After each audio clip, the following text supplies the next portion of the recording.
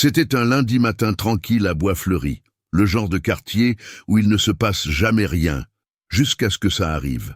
Sophie Dubois sirotait sa deuxième tasse de café quand elle le remarqua. Un jeune adolescent noir, immobile au coin de sa rue, jetant des coups d'œil à son téléphone, puis à une maison voisine. Il ne faisait rien, juste debout. Mais c'était suffisant. Les doigts de Sophie se resserrèrent autour de sa tasse. Est-ce qu'il repérait les lieux? Pourquoi ne bougeait-il pas? Son cœur commença à s'emballer. Sans réfléchir, elle composa le 17. « Il y a quelqu'un de suspect sur l'allée des Chênes », murmura-t-elle. Jeune, noir, environ 17 ans. Il est juste là, en train de surveiller la maison. Est-il armé? Je ne sais pas. Envoyez quelqu'un, s'il vous plaît. 10 minutes plus tard, 2 voitures de police arrivèrent. Les agents s'approchèrent du garçon avec prudence. L'un d'eux avait la main sur son étui. Le garçon leva les yeux, surpris, et leva instinctivement les 2 mains. À l'intérieur de sa maison, Sophie regardait. Ses nerfs se calmaient enfin. Jusqu'à ce que la radio grésille. Retrait, sujet identifié. Fils de la commissaire Morand. Elle est en route. Sophie se figea. La commissaire Morand, comme dans Claire Morand, chef du service régional de la police judiciaire, elle laissa tomber sa tasse. Et à ce moment-là, tout commença à se défaire. Avant de plonger plus profondément, assurez-vous de vous abonner et d'activer la cloche. Des histoires comme celle-ci, vous n'en trouverez nulle part ailleurs. Réelles, brutes, inoubliables. Rejoignez une communauté qui ose ressentir, questionner, changer. Ne vous contentez pas de regarder, appartenez. La prochaine histoire pourrait vous changer. Ne la manquez pas. Malik Morand n'avait jamais aimé être le centre de l'attention. Il était calme, observateur, le genre d'enfant qui pouvait passer des heures à démonter un ordinateur juste pour voir comment il fonctionnait. À 17 ans, il construisait déjà des applications mobiles, concevait des sites web et aidait le service informatique de son lycée à résoudre les problèmes de réseau. On disait souvent qu'il irait loin. Ce qu'il ne savait pas, c'est à quel point il était difficile de se sentir simplement à sa place. Être le fils de Claire Morand, l'une des plus hautes fonctionnaires de police, comportait des attentes. Sa mère l'avait élevé seule, bâtissant sa carrière avec détermination et sacrifice. Elle croyait à la discipline, à l'excellence et à l'idée que être 2 fois meilleur était le strict minimum. Malik admirait sa force, mais se sentait souvent comme s'il marchait dans son ombre. Il vivait dans une maison modeste mais moderne, dans une banlieue majoritairement blanche, une décision calculée de Claire, qui pensait que la proximité des opportunités ouvrirait des portes à son fils. Malik ne lui a jamais dit ce que l'on ressentait d'être le seul jeune noir dans ses cours avancés. Comment il faisait semblant de ne pas remarquer quand les portes des voitures se verrouillaient à son passage? Comment les professeurs semblaient parfois surpris quand il réussissait brillamment un examen? Malgré la tempête silencieuse en lui, Malik souriait souvent.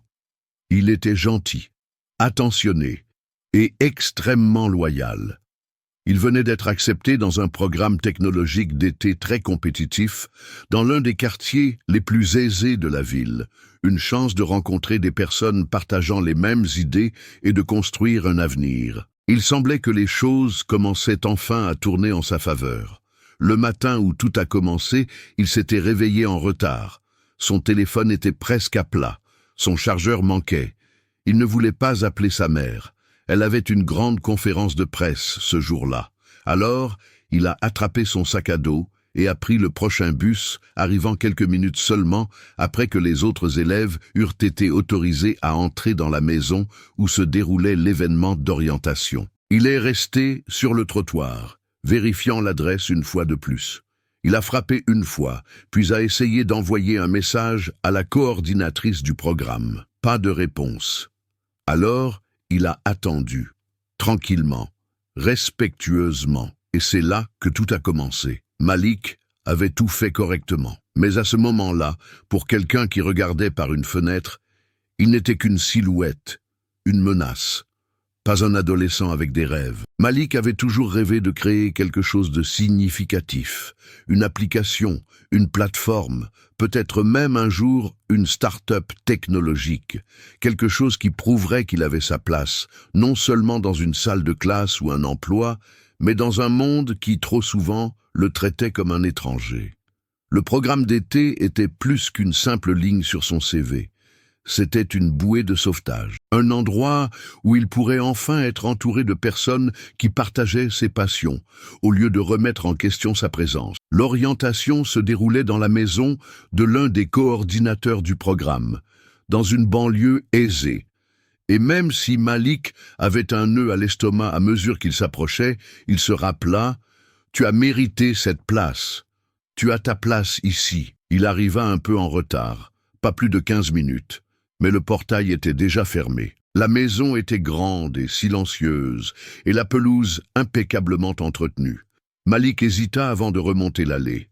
Il sonna. Attendu. Sonna à nouveau. Toujours rien. Alors, il recula sur le trottoir et sortit son téléphone pour appeler la coordinatrice. Pas de réseau. Il resta là, essayant de trouver un meilleur endroit. C'est alors que Sophie Dubois le vit de l'autre côté de la rue. Elle ne vit pas ses regards nerveux ou son sac à dos avec le logo de l'école. Elle n'entendit pas son léger murmure, répétant ce qu'il dirait dès que quelqu'un ouvrirait la porte. Elle vit seulement ce qu'elle s'attendait à voir, un jeune homme noir dans un quartier chic, restant trop longtemps immobile et ne faisant rien. L'appel au 17 arriva quelques minutes plus tard. De retour à la maison, juste au moment où Malik était sur le point de partir, 2 voitures de police arrivèrent, leurs pneus crissant doucement sur l'asphalte. Les agents en sortirent rapidement. L'un posa la main sur son arme, l'autre interpella Malik. « Mains en l'air, où je peux les voir ?» Malik se figea. Son cœur tambourinait. Il ne comprenait pas ce qui se passait. « Je suis là pour le programme de technologie, » balbutia-t-il. « Mains en l'air, » répéta l'agent. Malik obéit. Il laissa tomber son téléphone. Son sac à dos était toujours sur son épaule. Le moment sembla interminable. Il était là, bras levés, voiture garée, voisins qui regardaient. Et puis, par la radio de la police, la voix arriva. « Retrait, c'est le fils de la commissaire Morand, elle est en route. » Un des agents cligna des yeux. L'autre détourna le regard. Sophie, regardant depuis sa fenêtre, sentit son estomac se nouer. Elle ne connaissait pas son nom, ne connaissait pas son histoire, mais en un seul instant, ses suppositions s'effondrèrent sous le poids de la réalité. Et pour Malik, ce qui aurait dû être le premier pas vers son rêve devint un souvenir qu'il n'oublierait jamais. Malik est resté assis longtemps sur le trottoir après le départ des voitures de police. Son cœur battait toujours à tout rompre. Les agents ne s'étaient pas excusés. Ils avaient simplement hoché la tête et étaient repartis, comme si rien ne s'était passé. L'un d'eux a même dit « Soyez plus prudent la prochaine fois, mon garçon », comme si toute cette rencontre avait été de sa faute. Il n'a pas bougé lorsque la coordinatrice du programme, Madame Chantal Leclerc, a finalement ouvert la porte de la maison, désespérée et s'excusant. « Je suis tellement désolé, Malik. Je n'ai pas entendu la sonnette. Mon téléphone chargeait. Je n'avais aucune idée que vous étiez dehors. » Malik s'est forcé à sourire, à secouer la tête et a dit « C'est bon », mais ce n'était pas le cas. À l'intérieur, les autres élèves étaient déjà assis. Ordinateurs portables ouverts. Présentation terminée. Malik a trouvé une place vide dans le coin, et pendant que Madame Leclerc essayait de le mettre à jour, il ne pouvait pas se concentrer. Ses oreilles bourdonnaient encore des mots. « Mains en l'air, où je peux les voir ?» Thomas Fournier, un garçon de sa classe de chimie, lui a jeté un regard de sympathie. « Ça va ?» Malik a hoché la tête, mais n'a pas répondu. Comment expliquer l'humiliation d'être traité comme un suspect avant d'être perçu comme un élève? Plus tard dans la journée, pendant le déjeuner, Malik entendit des rumeurs. Un des élèves avait filmé l'incident policier de l'intérieur. C'était déjà sur les réseaux sociaux, présenté comme un malentendu, mais les commentaires n'étaient pas gentils. Certains le traitaient de dramatique. D'autres disaient que c'était une procédure standard. Un internaute a même écrit « C'est pourquoi nous avons besoin de la surveillance de quartier ». Malik sentit sa poitrine se serrer. Il avait tout fait correctement, bien habillé, arrivé préparé, suivit les instructions. Rien de tout cela n'avait d'importance. Cette nuit-là, à la maison, il ne dit pas grand-chose. Sa mère remarqua son silence, mais elle venait de rentrer d'une conférence de presse et semblait épuisée. Il lui dit qu'il allait bien. Elle ne posa pas d'autres questions. Il alla dans sa chambre et verrouilla la porte. Il fixa le plafond, incapable de dormir. Le pire n'était pas la police ou la peur, c'était la honte. La petite voix dans sa tête qui chuchotait « Tu ne te sentiras jamais vraiment à ta place ». Le lendemain matin, il a sauté le petit déjeuner. Quand Claire lui a demandé s'il allait bien, il a hoché la tête à nouveau. Elle a marqué une pause, a senti quelque chose, mais n'a pas insisté. Elle a pensé que lui laisser de l'espace l'aiderait. Elle ne savait pas qu'il tombait déjà dans une spirale de doute et d'isolement. Dans le programme, Malik s'est replié. Il participait moins, ne parlait que si on lui adressait la parole. Son projet a pris du retard. Madame Leclerc a essayé de l'encourager, mais il a fait un signe de la main. À la fin de la semaine, Malik s'était convaincu d'une chose. Peu importait à quel point il était intelligent ou à quel point il s'efforçait. Le monde s'était déjà fait une opinion sur lui, et aucun talent au monde ne pourrait changer cela. Malik cessa de se regarder dans les miroirs. Il les évitait dans le couloir de la maison, dans les toilettes du centre technologique, même le reflet sur l'écran de son ordinateur portable. Parce que chaque fois qu'il s'apercevait, il ne voyait pas le jeune homme intelligent et ambitieux qui rêvait autrefois de créer des logiciels qui changent des vies. Il voyait ce qu'il voyait, un problème. Chaque jour du programme semblait plus lourd que le précédent. Même si personne ne disait rien, Malik ressentait le poids invisible du jugement. Une enseignante souriait trop poliment. Un élève proposait d'expliquer un concept que Malik connaissait déjà. Un parent, en attendant de récupérer son enfant, tirait son enfant un peu plus près de lui. Aucun d'entre eux ne le disait directement, mais ils le sentaient dans l'espace qu'ils laissaient entre eux. Et ainsi, Malik cessa de lever la main. Cessa de rester tard pour finir son code. Il rendit un projet à moitié fait, ne se présenta pas à la réunion de groupe. Il s'en fichait, pas vraiment, car à quoi bon? Il n'était pas seulement fatigué, il était épuisé. À la maison, Claire commença à remarquer les changements. Les dîners à moitié mangés, le silence pendant les trajets en voiture, les lumières éteintes dans sa chambre à 4 heures de l'après-midi. Elle essaya de lui parler, mais il lui donnait des réponses courtes, un faux sourire. Et elle, si absorbée par le travail, par la pression d'être une femme noire en position de pouvoir, manqua les signes. Elle pensait qu'il s'adapterait simplement, qu'il traiterait. Elle ne savait pas qu'il était en train de se briser. Puis arriva l'email de Madame Leclerc. Elle écrivait avec inquiétude, disait que Malik avait manqué 2 devoirs, qu'il parlait à peine, qu'il semblait distrait, même triste. Elle termina en disant « Je ne veux pas m'immiscer, mais je crois que quelque chose ne va pas ». Claire resta assise à la table de la cuisine, le lisant 2 fois. Et c'est là qu'elle réalisa, son fils n'était pas seulement silencieux, il se noyait. Cette nuit-là, elle frappa à sa porte. Pas de réponse. Elle entra doucement. Malik était allongé sur son lit, habillé, fixant le plafond. « Salut », dit-elle doucement. « On peut parler ?» Il ne bougea pas, ne cligna pas des yeux. Elle s'assit à côté de lui. Attendu. « Je ne veux pas retourner », murmura-t-il finalement.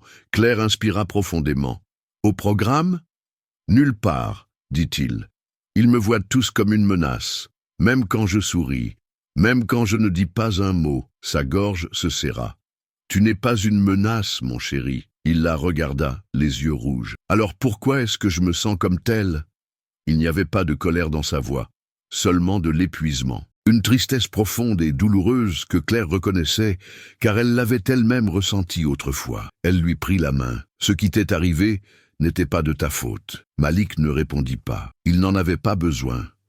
Claire savait que les mots ne suffisaient pas, que même son amour, sa protection, ne pouvaient effacer ce que le monde venait de montrer à son fils, que parfois, faire tout correctement ne suffit pas. La semaine suivante, Malik quitta à peine sa chambre. Il manqua le dernier jour du programme, ignora les messages de Thomas éteignit son téléphone. Un après-midi, Claire trouva son ordinateur portable fermé, intact. Son carnet était toujours ouvert sur une page de code.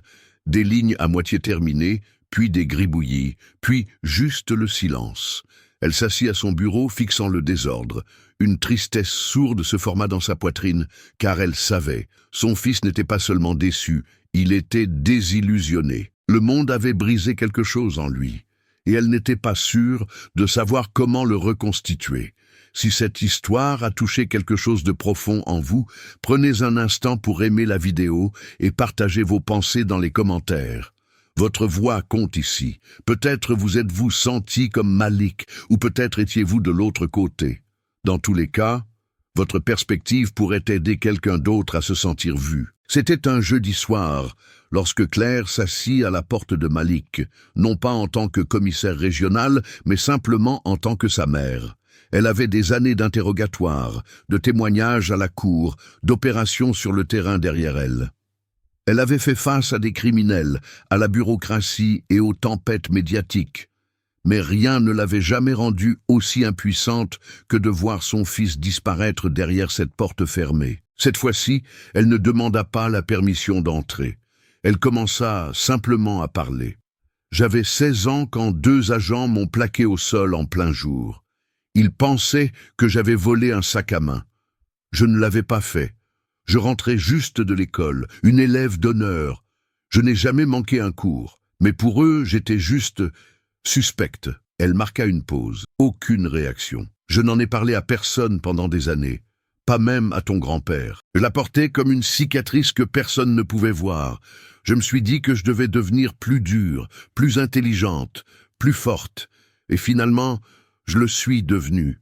J'ai gravi les échelons si haut que personne ne pouvait m'atteindre. Du moins, c'est ce que je pensais. » La porte s'entr'ouvrit lentement. Malik était là, les bras croisés, le visage fermé. « Tu ne m'as jamais raconté ça, dit-il doucement. Je ne voulais pas que tu penses que le monde était toujours aussi cruel. »« Mais il l'est, répliqua-t-il les yeux embués. Claire hocha la tête. « Parfois, mais il ne peut pas te définir, à moins que tu ne le laisses faire. » Malik s'assit à côté d'elle. Pendant un instant, ils restèrent silencieux. Puis il demanda « Pourquoi ne les as-tu pas combattus à l'époque ?»« J'ai eu peur, admit-elle, et j'étais en colère. Mais ce moment m'a forgé, non pas à cause de ce qu'ils ont fait, mais à cause de ce que j'ai choisi de faire après. » Il la regarda. « Et c'était ? J'ai décidé que je ne serais plus jamais invisible, et je ne permettrai jamais qu'un autre enfant comme moi se sente seul. » Le regard de Malik s'abaissa. Ces mots s'installèrent en lui comme une chaleur sur un sol froid. Il ne savait pas quoi dire, mais il le sentait, quelque chose bougeait. Pas assez pour effacer la douleur, mais assez pour lui rappeler qu'il n'était pas impuissant. Plus tard, cette nuit-là, il a ouvert son ordinateur portable. Le code qu'il avait abandonné le fixait comme un miroir. Il était cassé, incomplet, tout comme lui. Il ne l'a pas réparé, pas encore. Mais il ne l'a pas fermé non plus. Et pour la première fois depuis des semaines, il s'est permis de se demander « et si cette histoire n'était pas encore terminée ?» Le lendemain matin, Malik fit quelque chose qu'il n'avait pas fait depuis des jours. Il se leva avant midi. La maison était calme. Claire était partie tôt au travail, mais elle avait laissé un mot sur le comptoir. « Fier de toi, quoi qu'il arrive, maman. » À côté, son petit déjeuner préféré et un nouveau chargeur pour son téléphone. Il sourit, juste un peu. C'était la première fois depuis des semaines que quelque chose se sentait normal. Plus tard, ce jour-là, Malik sortit son carnet et fixa le code à moitié écrit. Ses mains planèrent au-dessus du clavier. Au début, cela semblait impossible, comme une langue qu'il avait oubliée. Mais ensuite, il tapa une ligne, puis une autre. Lentement, le rythme revint. Ce n'était pas parfait, mais c'était du mouvement, c'était une étincelle. Il ne voulait pas encore retourner au programme. Mais il envoya un email à Madame Leclerc, s'excusa de son absence, lui dit qu'il travaillait sur le projet à la maison et espérait pouvoir le soumettre en retard. Sa réponse arriva immédiatement. « Prenez votre temps, Malik. Je suis juste contente d'avoir de vos nouvelles. » Quelques jours plus tard, il ouvrit un message de Thomas. Il était simple. « Quand tu es prêt à parler, je suis là. » Malik fixa longuement le message. Il ne savait pas à quel point il avait besoin d'entendre cela. Ce week-end-là, il est allé se promener, pas loin, juste quelques pâtés de maison dans son quartier. Il avait la capuche baissée, son pas était calme, ses yeux fixés vers l'avant. Chaque voiture qui passait le faisait tressaillir, mais il ne se retournait pas. Il a continué à marcher. Il ne s'agissait pas de faire comme si rien ne s'était passé. Il s'agissait de refuser que ce soit la fin de l'histoire. Quand il est rentré chez lui, il s'est assis avec sa mère et lui a tout raconté. Comment il s'était senti invisible, petit, jugé. Comment l'incident avec la police n'était pas la première fois, juste la plus bruyante. Claire a écouté. Pas d'interruption, pas de conseil, juste une présence. Après, elle lui a demandé « Qu'est-ce que tu veux faire maintenant ?» Malik a réfléchi, puis il a dit « Finir mon projet, pas pour le programme, parce que je le veux. » Elle a souri. C'est tout ce que j'avais besoin d'entendre. Dans les jours qui suivirent, Malik reconstruisit l'application de zéro. Il ajouta des fonctionnalités auxquelles il n'avait pas pensé auparavant. Pas flashy, juste utile. Un outil pour aider les adolescents à signaler anonymement les incidents de discrimination à leurs écoles. Ce n'était plus seulement du code, c'était sa voix. Et pour la première fois depuis ce matin sur le trottoir, Malik sentit qu'il avait de nouveau quelque chose à dire. La remise du projet fut facile. Cliquer sur « Envoyer » prit 2 secondes. Mais ce qui vint après, c'était plus difficile. Malik était toujours nerveux quand son téléphone sonnait. Il hésitait toujours avant de sortir. Le monde n'avait pas changé. Les gens n'avaient pas changé. Ce qui avait changé, c'était sa façon de s'y mouvoir. Une semaine après avoir soumis l'application, Madame Leclerc l'a invité à prendre la parole lors de l'événement de clôture du programme d'été. Elle a dit que son travail avait suscité des conversations parmi les professeurs, des conversations sur l'origine, les préjugés et la responsabilité des écoles de protéger tous les élèves de la même manière. Malik a failli dire non. Se tenir devant des gens qu'il avait jadis vus comme un suspect, c'était comme entrer dans le feu. Mais quand il en a parlé à sa mère, Claire a simplement dit « Fais-le avec la peur ». Et c'est ce qu'il a fait. L'auditorium n'était pas immense, mais il semblait un stade. Parents, professeurs, élèves, tous attendaient. Quand Malik s'est dirigé vers le pupitre, certains yeux se sont écarquillés de reconnaissance. Il savait que certains d'entre eux se souvenaient de la vidéo, des gros titres. Adolescent suspect confondu avec un intrus. Il s'est raclé la gorge. « Je m'appelle Malik Moran », commença-t-il. « Et pendant la majeure partie de ma vie, j'ai essayé d'être le genre de personne qui met les autres à l'aise. Poli, calme, intelligent, sûr. » Il marqua une pause, laissa le mot planer dans l'air. Mais un matin, rien de tout cela n'a compté. J'étais debout sur un trottoir, attendant de commencer quelque chose dont j'étais fier, et je me suis retrouvé les mains en l'air et la peur au ventre. Non pas à cause de ce que j'ai fait, mais à cause de mon apparence. Il regarda la foule. Personne ne bougea. Ce moment a brisé quelque chose en moi, mais il a aussi construit quelque chose. Il m'a poussé à vouloir comprendre pourquoi la peur parle plus fort que les faits. Et il m'a fait réaliser que le silence n'aide personne. Il raconta l'histoire de l'application, l'idée derrière. Non seulement pour dénoncer les préjugés, mais pour aider les écoles à mieux réagir quand cela arrive. Pas pour faire honte, mais pour éduquer. Quand il eut fini, la salle resta silencieuse un instant de plus que prévu. Puis quelqu'un applaudit, puis d'autres, jusqu'à ce qu'il y ait une ovation. Sophie Dubois était assise au dernier rang. Elle était venue à l'invitation de Madame Leclerc. Elle n'avait pas dit à Malik qu'elle serait là, mais elle a écouté chaque mot, et quand les applaudissements se sont tus, elle essuya des larmes de ses yeux. Dehors, tandis que les gens discutaient, Sophie s'approcha. « Je vous dois des excuses, » dit-elle, la voix tremblante. « Pas seulement pour ce jour-là, pour tout ce que j'ai supposé avant même de vous voir. » Malik la regarda, pensa à toutes les façons dont il aurait pu répondre. Au lieu de cela, il dit « Merci de le dire, car le pardon n'était pas l'oubli.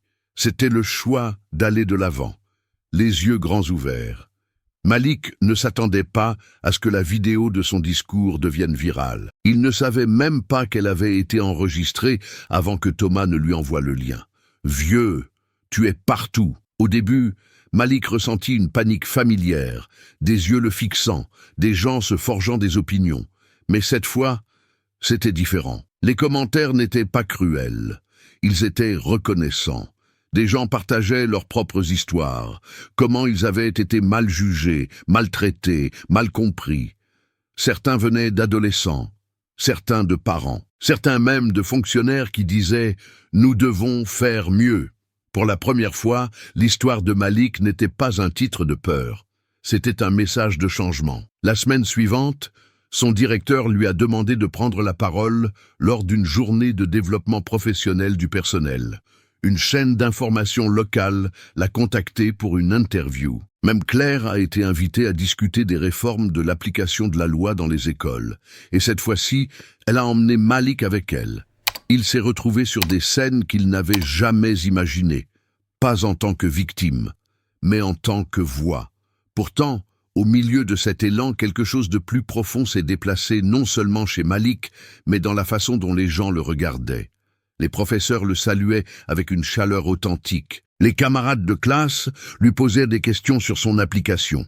Thomas l'a invité à rejoindre un comité étudiant pour la sensibilisation au racisme. Il ne s'agissait pas d'être félicité, il s'agissait d'être vu. Pourtant, le moment qui a marqué la véritable guérison est arrivé silencieusement, à la maison. C'était un samedi après-midi pluvieux. Malik aidait Claire à trier de vieilles boîtes dans le garage quand il a trouvé un dossier poussiéreux étiqueté « Maman, Académie ». À l'intérieur, il y avait des photos, des notes et un document qui le glaça. Un formulaire de plainte datant de ses 16 ans. Il le tint délicatement, comme quelque chose de sacré. « Tu as gardé ça ?» Claire leva les yeux. « Oui, j'aurais pu le jeter des dizaines de fois. Pourquoi pas? Parce que ça me rappelait pourquoi j'ai choisi cette voie. Non pas pour oublier d'où je viens, mais pour m'assurer que personne d'autre n'ait à supporter cela seul. » Malik hocha lentement la tête. Puis il dit quelque chose qu'il n'avait pas dit depuis longtemps. « Je crois que je veux suivre tes traces. Pas la PJ, du moins pas encore, mais peut-être le droit, la politique. Quelque chose qui peut améliorer les choses. » Claire ne répondit pas immédiatement. Elle s'approcha, posa une main sur son épaule. « Tu as déjà commencé. » Cette nuit-là, Malik a rouvert l'application. Il l'a mise à jour, a nettoyé l'interface, a ajouté une nouvelle section, « Connaître vos droits », un centre de ressources pour les jeunes issus de l'immigration. Il ne construisait plus seulement des outils, il construisait des ponts. 2 semaines plus tard, le district scolaire a déployé son application dans 3 écoles pilotes. Un des membres du conseil a déclaré « C'est exactement ce dont nous avions besoin. » Mais nous ne le savions pas avant qu'il ne nous le montre. Sophie Dubois s'est portée volontaire pour faire partie du comité de parents qui superviserait la mise en œuvre.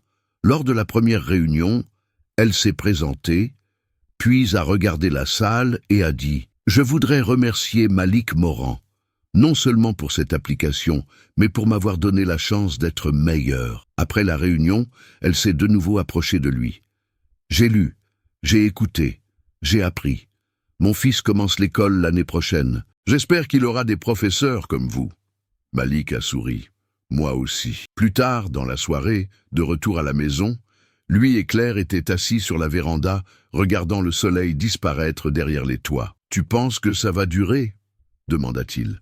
« Le changement ?» Claire réfléchit longuement. « Le vrai changement est lent, dit-elle. Il sera repoussé, il sera ignoré. Mais ensuite, quelqu'un parle. Quelqu'un écoute, et les choses bougent. Une personne, une décision à la fois. » Malik se laissa aller dans sa chaise. « Alors, je continuerai à choisir. » Il ne se sentait plus petit, il ne se sentait plus comme une menace, il se sentait exactement comme il devait être. Avec le recul, Malik pensait souvent à la façon dont un seul matin pouvait tout redéfinir. Il n'oubliait pas la peur, l'humiliation, la colère silencieuse qui a suivi. Mais plus encore, il se souvenait du silence qui l'avait presque englouti. À quel point il était proche de croire au mensonge selon lequel il n'avait pas sa place. À quel point il était dangereusement facile de laisser la peur des autres devenir sa vérité. Mais à travers tout cela, Malik a appris quelque chose de puissant. Ton histoire ne doit pas se terminer à l'endroit où quelqu'un d'autre a essayé de t'enterrer. Il a réalisé que la douleur, si elle est affrontée honnêtement, peut être transformée en un but. Que sa voix, autrefois douce et hésitante, avait du poids, non seulement dans la protestation, mais dans la création. Il avait transformé le moment qu'il avait presque brisé en un catalyseur qui connecte, éduque et inspire. Et peut-être que la leçon la plus profonde n'est pas venue des applaudissements ou de la reconnaissance, mais des excuses. Quand Sophie Dubois l'a regardé dans les yeux et a dit « J'avais tort », il a compris que le changement ne commence pas toujours par la colère. Parfois, il commence par la responsabilité. Malik n'est pas devenu intrépide, il est devenu déterminé. Chaque décision portait désormais un nouveau poids. Une responsabilité envers les plus jeunes qui regardaient, envers les amis qui se sentaient encore invisibles, et envers la version de lui-même qui, un jour, se tenait sur ce trottoir, attendant une porte qui ne s'ouvrit jamais. Au cours des mois suivants, l'application de Malik s'est étendue au-delà des écoles pilotes. Une organisation à but non lucratif s'est associée à lui pour financer un déploiement à l'échelle nationale, et plusieurs districts à travers le pays ont demandé conseil. Il n'était encore qu'un lycéen, mais sa voix était devenue plus forte qu'il ne l'aurait jamais imaginé. Claire a vu son fils s'épanouir en tant que leader, pas le genre qui crie pour être entendu, mais le genre qui écoute d'abord, qui se montre, qui construit des solutions dans un monde plein de bruit. Malik a décidé d'étudier les politiques publiques et l'informatique, déterminé à combler le fossé entre la technologie et la justice. Il a commencé à encadrer de jeunes élèves, les encourageant non seulement à coder, mais aussi à croire au pouvoir de leur propre histoire. « Tu n'as pas besoin d'être parfait », leur disait-il. « Tu dois juste être vrai. » Sophie, quant à elle, est devenue une défenseur dans sa propre communauté. Elle a parlé ouvertement de son erreur et de la façon dont cela l'a changée. Certains l'ont critiquée, d'autres l'ont applaudi, mais elle a continué. Non pas pour les applaudissements, mais parce que le silence avait déjà coûté trop cher. Malik n'a jamais oublié ce qui s'est passé, mais il ne le portait plus comme une blessure. Il le portait comme une graine qui avait grandi en quelque chose de bien plus grand qu'il n'aurait jamais imaginé. Combien de fois avons-nous pris une décision basée sur la peur, au lieu de la vérité? À quelle fréquence laissons-nous un regard, un sweat à capuche, un silence nous convaincre d'un danger là où il n'y en a pas? L'histoire de Malik ne parle pas seulement d'un matin ou d'une erreur, elle parle de ce qui se passe lorsque nous nous arrêtons, écoutons et choisissons de nous voir pleinement. Elle parle de ce qui change lorsque quelqu'un se lève, s'exprime et transforme la douleur en un but. Mais maintenant, la question est la vôtre. Avez-vous déjà jugé quelqu'un trop vite, présumé quelque chose avant de demander? Que feriez-vous si la personne que vous craigniez n'était qu'un enfant avec un rêve? Dites-nous dans les commentaires quelle partie du parcours de Malik vous a le plus touché. Auriez-vous eu le courage de pardonner ou d'admettre que vous aviez tort? Et si cette histoire vous a ému, partagez-la avec quelqu'un qui a besoin de l'entendre, avec quelqu'un qui pourrait penser différemment grâce à elle, car le vrai changement ne vient pas du silence, il vient du choix, et peut-être, juste peut-être, votre choix d'aujourd'hui pourrait être le début de la transformation de quelqu'un d'autre. Abonnez-vous, aimez et restez avec nous.